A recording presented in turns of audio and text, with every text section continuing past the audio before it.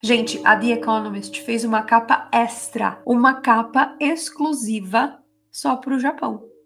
Vocês não acham isso estranho, não? 10 anos depois. Então, assim, se você tinha planos para 2030, você já cancela, porque não vai rolar, tá? Tudo leva a crer que em 2030 nós vamos ficar presos dentro de casa novamente.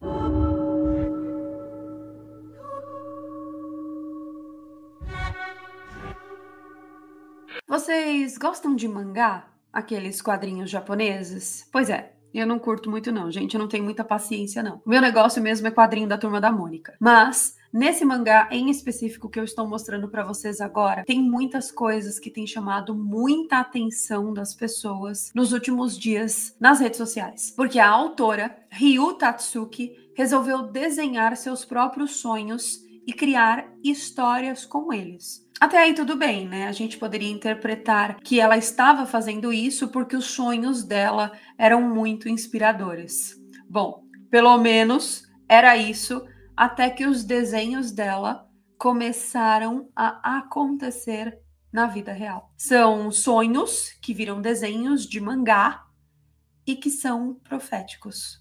Todos os desenhos que ela fez, todos, absolutamente todos, todos os mangás que essa mulher publicou estão se cumprindo exatamente como ela desenha. E sério, gente, essa mulher aí, ela não tá tendo uma visão profética, não. Essa mulher, ela tá realmente acessando os arquivos akáshicos da humanidade. Ela sonhou e desenhou o tsunami do Japão de 2011, a morte da princesa Diana, o terremoto de Kobe de 1995 e aquele caso lá, sabe, envolvendo 2 torres e 2 aviões de setembro de 2001. Desenhou tudo, gente, e aconteceu exatamente como ela desenhou. Também o tsunami e o desastre nuclear de Fukushima em 2011. Ela previu e desenhou todas as pandemias globais, incluindo a última que aconteceu lá em 2019, em 2020, vocês lembram? Enfim, gente, muita coisa e tipo, o que é isso? Será que a Baba Vanga reencarnou no Japão e agora desenha mangás? Essa é a única teoria que eu consegui aqui desenvolver na minha cabeça. O trabalho dela é intitulado The Future is Seen Through Dreams, que em japonês é isso aí que está aparecendo na tela agora.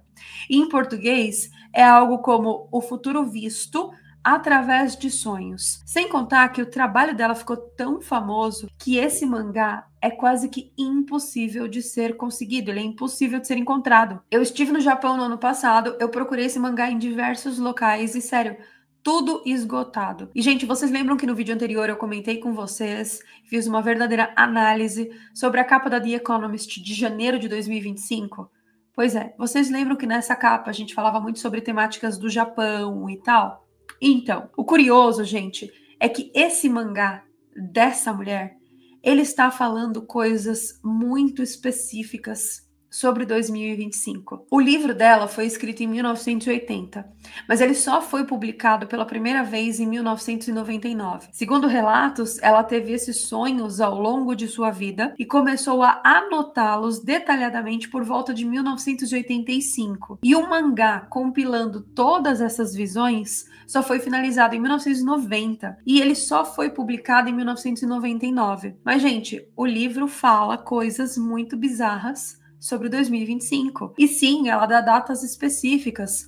Por exemplo, ela fala que em 5 de julho de 2025, uma imensa catástrofe acontecerá no Japão e que o Japão será destruído. Aqui, gente, nessa imagem que você está vendo agora, eu estou mostrando para vocês a exata página do livro que ela fala sobre essa data. E pela imagem, pode ser, sei lá, um terremoto ou um tsunami, porque percebam, olha essas ondas que estão desenhadas ali. E vocês assistiram o meu vídeo anterior falando sobre a capa da The Economist do Japão para 2025? Gente, a The Economist fez uma capa extra, uma capa exclusiva só para o Japão.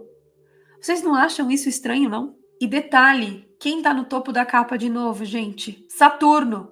Bom, nós analisamos todos os símbolos dessa capa no vídeo do dia 15, mas ela mostra uma série de símbolos que demonstram que em 2025 o Japão vai sofrer com terremotos graves.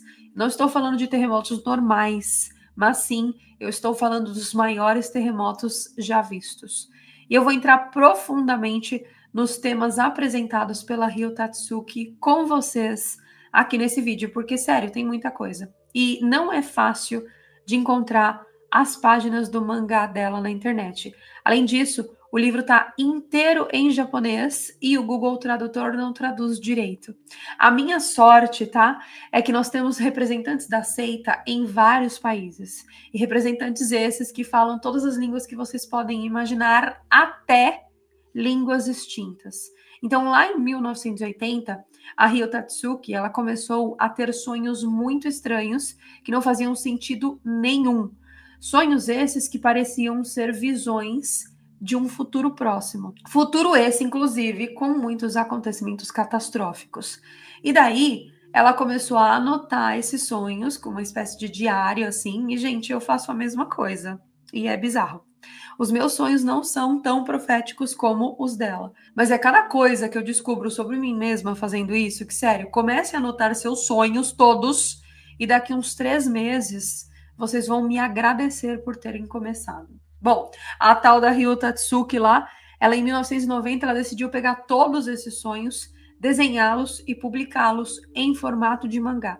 E o que acontece é que esse livro de 1990 falava que em 2011 o Japão sofreria uma catástrofe terrível. E, sério, isso se tornou realidade, porque todos nós lembramos claramente do tsunami que aconteceu lá em 2011. E o que acontece, gente, é que o mangá dela, ele era um fracasso, um absoluto fracasso. Ele não tinha vendido absolutamente nenhuma cópia, mas ele começou a ser muito procurado depois dessa catástrofe de 2011, e hoje em dia, um original dele custa, em média, uns 900 euros na internet. E principalmente, esses locais que estão vendendo esse mangá são de fontes não confiáveis. Sabe aqueles sites assim que parece que você vai sofrer algum golpe se você colocar teu cartão ali? Pois é, tudo muito esquisito. E segundo ela, ela sonhava com coisas desconhecidas, mas que algumas vezes ela sonhava com coisas que tinham muita conexão com o dia a dia dela também. Então, ela não tinha só visões proféticas sobre a humanidade, mas ela também tinha visões proféticas sobre a própria vida dela. E daí, então, ela dividiu o livro em 2 partes. Uma parte que fala só sobre essas profecias que tinha a ver com a vida dela, coisas que aconteciam realmente na vida dela, e uma outra parte que fala de profecias mais gerais, de coisas que ela sonhou que iria acontecer com o mundo. E ela também fala no mangá que existem ciclos de 15 anos. Então, quando uma profecia não se cumpre na data que ela dá, ela se cumprirá nos próximos 15 anos, 15 dias ou 15 meses. Ela tem uma verdadeira fixação com o número 15. E o mais curioso, gente, é que 15 dias depois que ela publicou esse livro, aconteceu um imenso terremoto em Kobe. Terremoto esse, inclusive, que está descrito com todos os detalhes no livro dela. Esse terremoto que aconteceu em 1995 foi o terremoto mais devastador que já aconteceu ali na região de Kobe.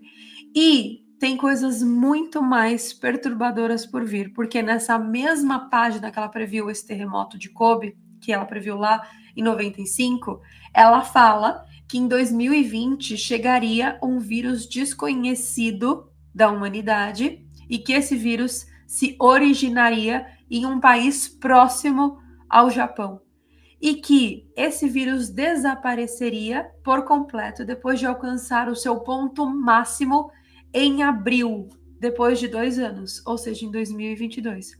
Gente, é exatamente o que aconteceu nas nossas vidas, escrito e desenhado em forma de mangá. E ela disse mais. Ela disse que esse mesmo vírus de 2020 voltaria a aparecer 10 anos depois. Então, assim, se você tinha planos para 2030, você já cancela, porque não vai rolar, tá? Tudo leva a crer que em 2030 nós vamos ficar presos dentro de casa novamente. Uma outra coisa curiosa sobre a autora e sobre o ano de 2020 é que no ano de 2020 ela parou de escrever. Ela parou de responder às pessoas que queriam entrar em contato com ela, porque ela sempre foi uma pessoa muito solícita, muito aberta para atender os fãs dela, mas ela meio que sumiu em 2020 e ela só reapareceu em 2021, dando uma entrevista muito, muito assim, bizarra e macabra, onde ela fala que ela teve um sonho em 2020 e nesse sonho ela sonhou como e quando ela vai morrer. E que daí ela ficou meio desesperada, meio desnorteada com a história e resolveu sumir por um tempo. Além disso, ela disse nessa entrevista também que ela estava sendo perseguida por acertar essas coisas. E, gente, eu não duvido mesmo que isso tenha acontecido, porque a história em si é estranha. E não apenas a pessoa dela é estranha, sabe? Quando você assiste as entrevistas dela, você percebe que ela é uma pessoa muito estranha. Só que a coisa mais estranha de tudo isso é o que ela fala sobre 2025. Nesse mangá, ela fala várias vezes sobre o ano de 2025. Inclusive, gente, a data 2025 aparece na capa do mangá. Nessa imagem que eu já mostrei anteriormente para vocês, que é uma imagem que, segundo ela, apareceu em um sonho dela. Nessa imagem, ela diz que sonhou com 2 dragões que estavam embaixo das águas e que esses dragões no sonho causavam um terremoto absurdo no Japão em 5 de julho de 2025. E é claro, meu povo, que não é um dragão de verdade, tá? O dragão apareceu no sonho dela e ela interpretou esse sonho então como sendo um terremoto.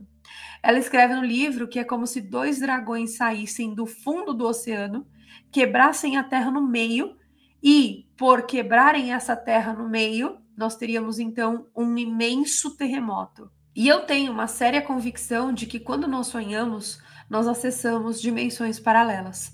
E que esse acesso é justamente garantido por causa da nossa glândula pineal. Eu já expliquei para vocês em outras oportunidades que dentro da nossa glândula pineal existem microcristais de DMT, que é a dimetiltriptamina. Esse dimetiltriptamina é um alucinógeno poderosíssimo. E psicodélicos, alucinógenos, eles têm poderes, tá? Poderes de nos conectar com realidades paralelas. Quem aí assistiu o vídeo do Natal sabe exatamente o que eu estou falando. E existem várias coisas que foram descobertas em sonhos, graças a esse acesso que a nossa glândula pineal permite que nós façamos enquanto nós estamos dormindo. Coisas da vida real mesmo, sabe? Tipo o próprio Google mesmo. A ideia para criar um mecanismo de busca surgiu de um sonho que Larry Page imaginou como seria possível baixar toda a internet e organizá-la em links. O Einstein mesmo, gente, ele sonhou com várias vacas sendo eletrocutadas por uma cerca elétrica, mas do ponto de vista de um fazendeiro distante, parecia que essas vacas estavam morrendo em momentos diferentes. E isso inspirou Einstein a refletir sobre como a nossa percepção de tempo muda dependendo do observador. O Paul McCartney sonhou com a melodia completa de Yesterday e ele acordou no dia seguinte com a música praticamente pronta na mente dele.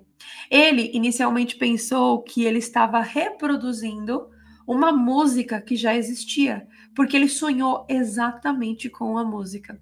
O Francis Crick, lá, que é um dos descobridores da estrutura do DNA, ele relatou que a ideia da dupla hélice veio para ele em um sonho enquanto ele trabalhava na solução desse quebra-cabeça molecular. E tem muitos outros casos, gente, de coisas que foram descobertas em sonhos. E sério, eu poderia ficar horas e horas contando esses casos aqui para vocês. Então, realmente existe alguma conexão que a ciência ainda não consegue explicar da nossa mente com algo que é muito maior, que seria tipo uma consciência cósmica que ultrapassa essa natureza do tempo. E talvez as histórias de Ryu Tatsuki sejam apenas mais uma prova disso. Bom, eu vou ficar acompanhando todos os movimentos desse planetinha estranho para ver se realmente vai acontecer alguma coisa. E nós seguimos aqui torcendo que não, né, gente? Porque afinal de contas, ninguém merece que isso se torne realidade. Sigo aqui torcendo para que não aconteça nada. Sigo aqui torcendo para que ela erre as previsões dela, pelo menos dessa vez, porque ninguém quer que aconteça uma situação dessas. Bom, eu vou ficando por aqui com mais um vídeo e eu vou acompanhar tudo o que está acontecendo nesse planeta estranho. E se eu souber de mais alguma coisa, eu trago aqui um vídeo inédito para vocês. Um super beijo para vocês e eu vejo vocês então nos nossos próximos vídeos. Bye!